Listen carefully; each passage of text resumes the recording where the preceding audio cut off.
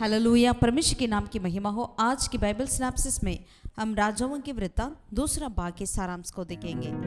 राजाओं की वृत्तांत दूसरा भाग। राजा सामुएल की पुस्तक के समान राजाओं की पुस्तक भी इब्रानी बाइबल में एक ही पुस्तक है।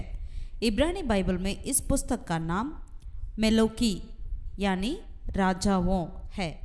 सेप्तुअजिंट में इस पुस्तक को तीसरे और चौथे राजाओं के नाम से जाना जाता है।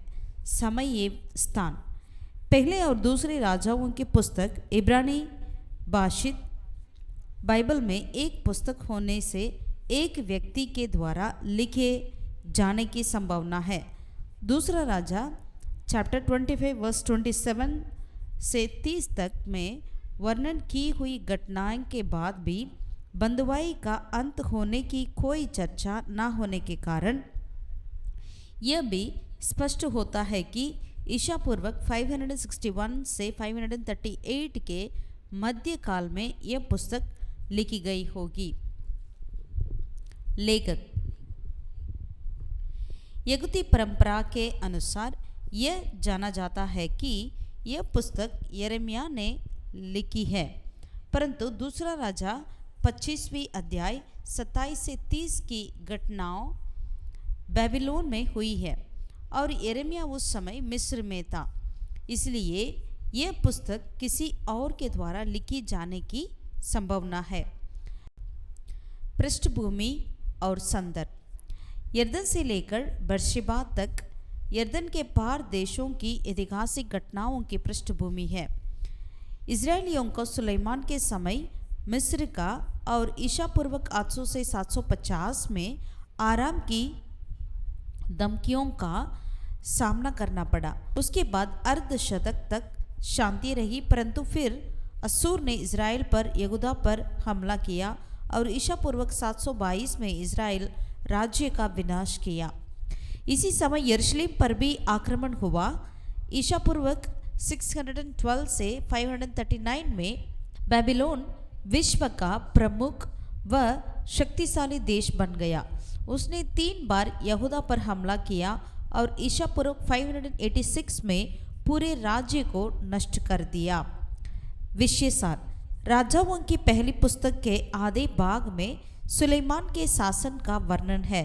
सुलेमान का प्रताप, ज्ञान, पाप और उसका मूर्ति पूजा में पड़ना और उसके वंश का भी उसका अनुगामी बनकर बंधुआई के वारिस बनना, यह इस पुस्तक की पृष्ठभूमि है। परमेश्वर की आज्ञा न मानने के कारण राजा व प्रजा बंधुआई में ले जाए जाएंगे। ये चेतावनी उन्हें पहले ही दी जा चुकी थी। इज़राइल के समस्त राजा और यहूदा के अधिकतर राजाओं ने परमेश्वर के विरुद्ध बुराई की। ऐसी स्थिति में भी परमेश्वर ने आहाब और योयाकीन पर दया की। राजाओं की पुस्तक न केवल इतिहास का स्पष्टीकरण करती है, परंतु उसकी व्याख्या भी करती है। इस पुस्तक में दाऊद का परमेश्वर के साथ संबंध के अनुसार दूसरे राजाओं के जीवन में निर्णय लिया जाता है। राजाओं की पुस्तक में मुख्य रूप से 3 संदेश स्पष्ट किए गए हैं। पहला, परमेश्वर ने इजरायलियों तथा यहूदियों का उसकी व्यवस्था के प्रति अनाज्ञाकारिता, मूर्ति पूजा के कारण न्याय किया। दूसरा, भविष्यवक्ताओं की भविष्यवाणी के पूरे होने के द्वारा परमेश्वर ने अपने वचन को दृढ़ किया। तीसरा, परमेश्वर ने दाऊद के साथ किए हुए वायदे को स्मरण किया। यहूदा के राजाओं ने पाप किया, परंतु इज़राइल के राजाओं के समान व संपूर्ण पीढ़ी तक नाश नहीं हुए।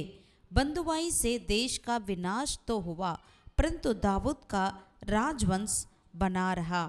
प्रमुख पद 17वें अध्याय 22वीं वचन, 23वीं वचन, 23वीं अध्याय 27वीं आयत।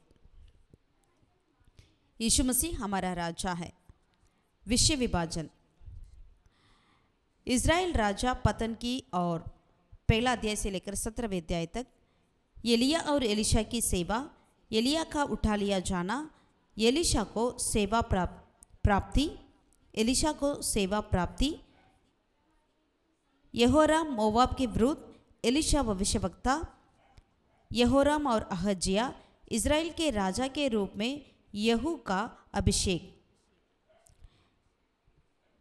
यहू से इज़राइल के पतन तक 9 अध्याय से 17वें अध्याय तक यहू का शासन, यहूदा में अथलिया का शासन, यहो आहाज और